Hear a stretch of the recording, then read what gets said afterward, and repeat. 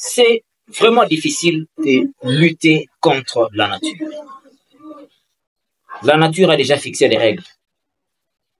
Même si vous essayez de réfléchir, de fonder des lois qui vont piétiner la nature, les choses ne peuvent pas marcher.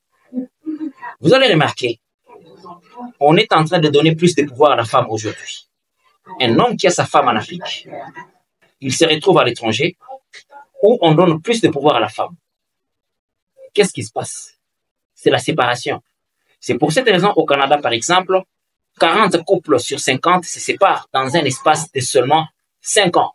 Et les 10 couples qui semblent tenir, c'est au détriment de l'autorité masculine.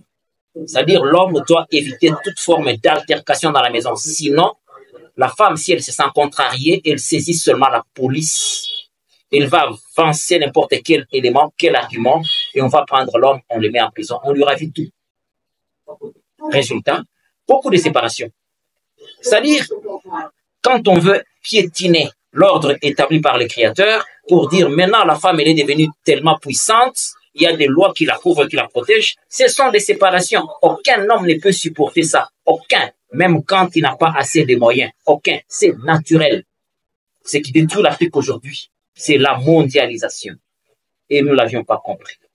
Écoutez un peu cette femme. Tu as déjà donné le pouvoir à une femme. Parce que je vois tout le temps, on dessine le diable avec les cornes, avec une queue. Un peu de pouvoir à la femme, vous allez voir à quoi ressemble le diable. Ça veut dire que le diable peut prendre toutes les formes. Mes frères en Occident en savent quelque chose. C'est parce que la femme n'a pas un espace qui lui permet de se mouvoir, un espace qui lui permet de s'exprimer. Si elle peut s'exprimer, mon ami, le diable viendra prendre les leçons. Regardez ce qui se passe quand elles arrivent en Occident avec leur mari. Quand elles quittent ici, elles sont toutes douces. Hein. L'Occident leur donne la scène pour s'exprimer, pour étaler leur méchanceté sans être culpabilisés. Ça leur donne le pouvoir.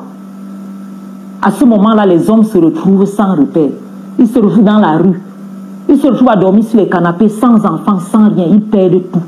Simplement parce que la femme s'est retrouvée dans un environnement dans lequel on lui a donné un peu de pouvoir. Vous ne savez pas à quoi ressemble une femme qui a... La polygamie, c'est la meilleure option. C'est la meilleure option. Un homme sage ne signe pas régime monogamique. Parce que la plupart du temps, c'est quand la femme arrive à la maison qu'elle te montre son vrai visage. Nous, les femmes, nous sommes comme des caméléons.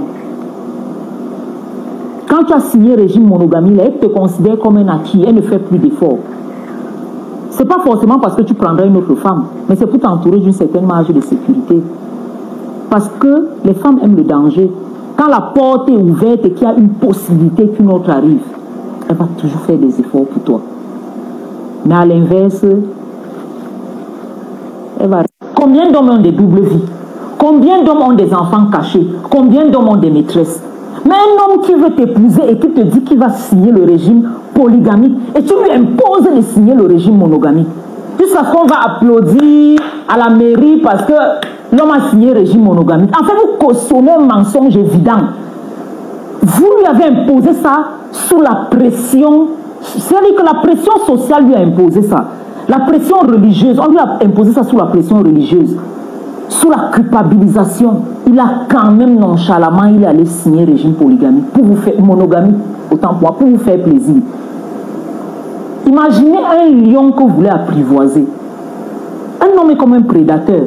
Vous aurez beau chercher à l'apprivoiser, la nature reprend toujours ses droits. Mieux vaut un homme honnête, libre, plutôt qu'un homme malhonnête en cage. Mieux vaut une polygamie officielle plutôt qu'une polygamie officieuse. N'allez pas contraindre un homme à signer un régime pour vous faire plaisir. Ce qui fait mal dans les couples, c'est le mensonge. À la longue, il y aura un mensonge permanent qui va s'installer et ça fera encore plus mal. Donc, big up aux hommes qui choisissent d'être honnêtes avec les femmes. Ça, il faut leur tirer un coup de chapeau. Ça nécessite beaucoup de courage. Ça nécessite vraiment beaucoup de courage. Et il faut saluer leur honnêteté. bonne femme t'élève et la mauvaise femme t'enterre.